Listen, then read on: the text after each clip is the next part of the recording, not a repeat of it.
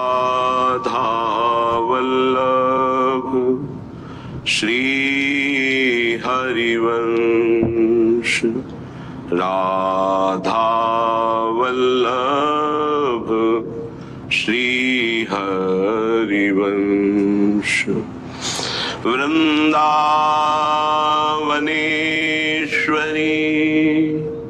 तवैव पदारविन्दम्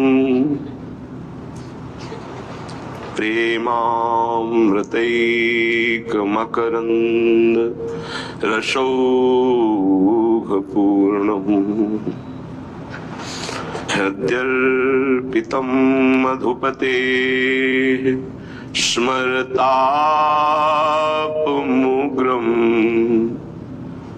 निर्वापयत् परम् शीतलमाश्रयामि, परम शीतलमाश्रयामि।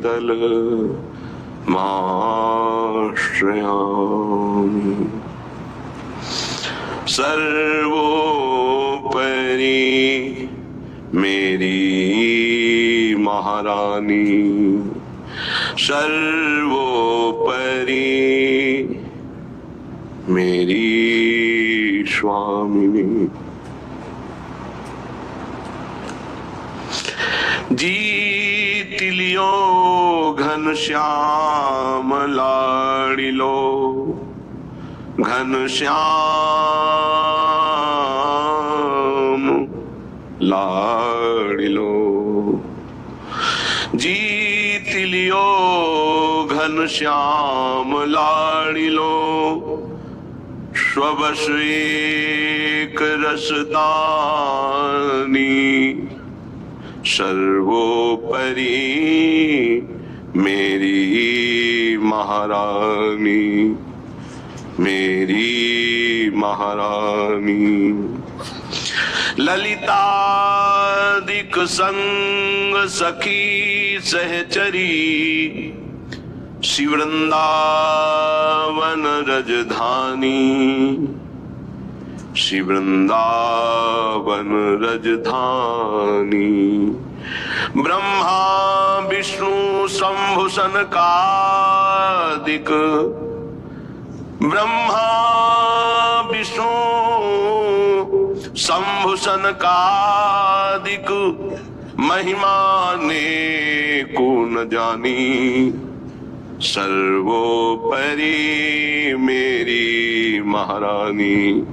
यन्नारदादेश शुकैरगम्यं वृंदावने वञ्जुलमञ्जुकुञ्जे, तत्कृष्ण चेतो हरणैक विज्ञ मत्रास्ति किंचित् परमं रहस्यम्।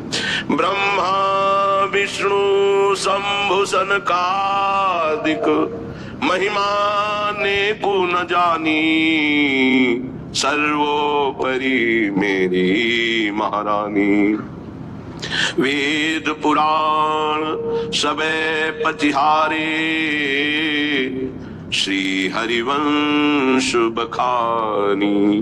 भोरी और कृपा करी है रो श्री राधा, श्री राधा। भोरी और कृपा करी हेरो, मेरी अलबेली ठकुराइन। कृपा करी हेरो, मेरी अलबेली ठकुराइन। सर्वोपरि मेरी महारानी, सर्वोपरि मेरी महारानी। उपासक प्रतिपल आराध्य देव की कृपा का अनुभव करे। ये माया का ऐसा आकर्षण है, प्रभु से मिलने के लिए मुझे मनुष्य शरीर मिला है, इसे भुला देना इसका कार्य है। व्यर्थ में समय को नष्ट करवाना माया का कार्य है, और अव्यर्थ कालत्वम ये भक्ति का स्वरूप है। समय को सार्थक भक्ति करती है, समय को निरर्थक माया करती है। माया में फंसा हुआ जीव निरर्थक कार्यों को करते हुए पूर्ण जीवन बर्बाद कर देता है, और भक्ति का कृपा पात्र प्रत्येक क्रिया, प्रत्येक समय, प्रत्येक वस्तु शद में अर्पित करके वो शद स्वरूप हो जाता है। माया असत है, जड़ है, भ्रमात्मक है, दुखमय है। भक्ति शद है, महासुख प्रदान करने वाली है और प्रकाश स्वरूप है, इसलिए इसमें भ्रम हो ही नहीं सकता है। इससे भ्रम का नाश होता है। जो भक्त हैं, जो उपासक हैं, उनके लिए ये बात है। संसारी पुरुष तो प्रभु को कुछ मानते ही नहीं, कुछ मानते हैं तो केवल एक अपने सुख को पाने के लिए उनको साधन मात्र समझते हैं, साध्य प्रभु को नहीं समझते।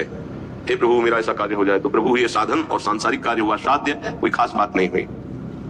यहाँ भगवत प्राप्ति की जो चर्चा है उसमें है साधन संपूर्ण विषयों को बना ले, क्रियाओं को बना ले, वृत्तियों को बना ले और साध्य प्रभु को माने। यहां से प्रारंभ होता है भगवत मार्ग। नहीं, उसे हम भगवत मार्ग नहीं कहते।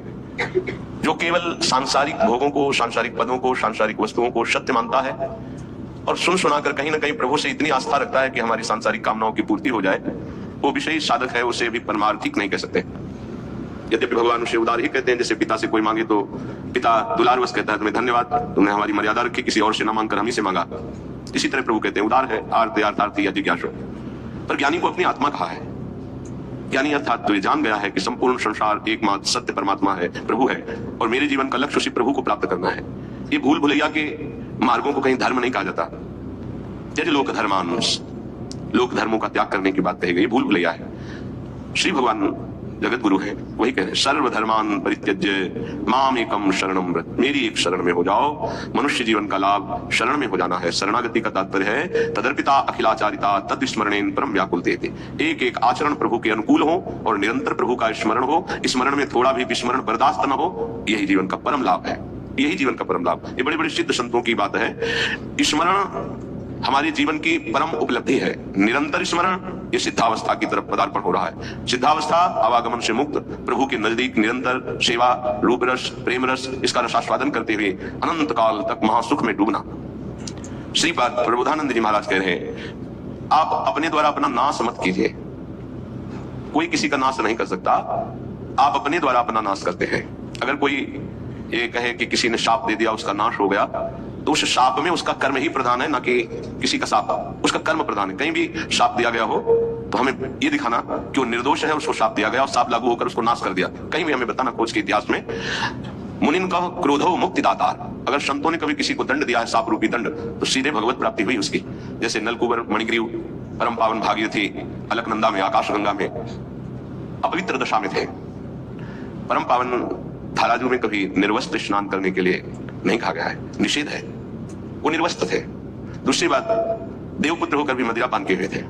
कुबेर जी के पुत्र हैं, धनाध्यक्ष कुबेर। धनमद इतना बड़ा कि परम पावन गंगा जी में भी खड़े होकर मदिरा पान करके ऐसे लौकिक विलास था। तो जो भी देवर्षि नारद जी गए तो अप्सराओं ने तो वस्त्र धारण करके उन चरणों में प्रणाम करके लज्जापूर्ण स्थिति में खड़ी हो गई। लेकिन वो निर्लज्ज मदिरा पान किए हुए ऐसे, ना कोई प्रणाम मुद्रा, ना कोई।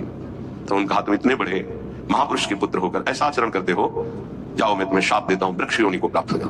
बड़ा भयंकर शाप, तो बड़ा भयंकर। कहां कुबेर पुत्र और कहां जड़ वृक्ष योनि। पर कृपालु नारद जी ने कहा वृक्ष तो बनोगे, पर नंदालय के द्वार में वृक्ष बनोगे। और भगवान सर्वलोक महेश्वर जब अवतार लेंगे तब तुम अपने स्वरूप में आ जाओगे। क्या सौभाग्य मिला! ऐसे साधनहीन को योगी दुर्लभ वांछित वरदान मिल गया।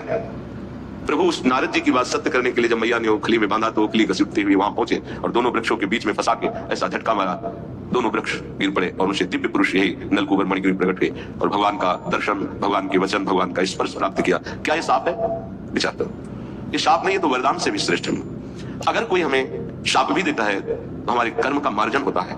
हमारा कोई नाश नहीं कर सकता, हमारे कर्म ही हमको दंड देते हैं। इसलिए करें ना हंता ममते व्रथा कुरु सखे देहालय स्त्रियादिके छित्वा दुर्जर श्रृंखलम गुरुगिरा ते मोह मात्रोदितम वृंदारण्यमुपेत्य शीघ्रमखिला नंदैक साम्राज्य शत कंदम कंद फलादिवृत्तरनिशम तन्नाथ लीला स्मर ना हंता। हे भाई, तुम्हें जो मानव देह मिली है इसका तुम नाश मत कर दो। ये नाश किया जाता है क्या? जो पराई माताओं बहनों की तरफ विचार वृत्ति, जो दूसरे की धन की तरफ अपहरण वृत्ति, भोगों को भोगने में सुख वृत्ति, देहाभिमान पुष्ट करने वाले पदों की लालसा, ये सब अपना एक तरह से पतन किया जाता है और इसी संसार में उन्नति मानी जाती है। उन्नति है इंद्रियों को शासन में रखना, मन को प्रभु में लगाना, यथालाभ संतोष स्थिति रखना, हर कर्तव्य को भगवान की सेवा समझना।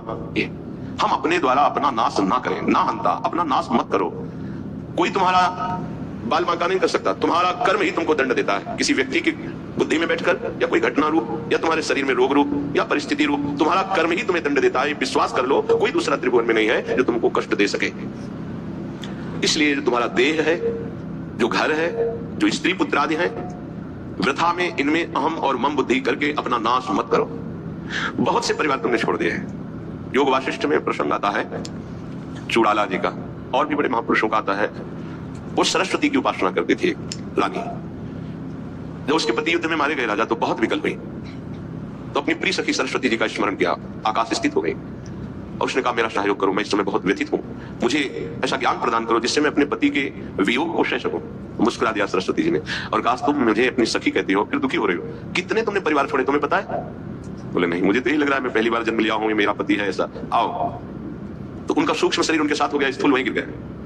कितने जगह ले गए, ये देखो पूर्व जन्म के तुम्हारे अमुक अमुक नाती पुता परिवार, ये देखो यहाँ तुम पिता थे, यहाँ तुम पुत्र थे, इस घर में तुम अमुक थे, याद आ रहा है तुम्हें? तो सरस्वती जी ज्ञान देती जाओ, हाँ हाँ हाँ। अब इनका कोई परिचय तुमसे है नहीं, ऐसे उस जीव का तुमसे कोई परिचय नहीं है, वो कुछ समय के लिए केवल तुम्हारा पति। बहुत बड़ी ज्ञानी सिद्ध महापुरुष हुई, योग वाशिष्ठ में बड़ी विशुद्ध चर्चा ज्ञान की है। ज्ञान मोह का नाश करता है, उसका मोह नष्ट हो गया। ये जो हमें मिला हुआ परिवार है केवल भगवत प्राप्ति के लिए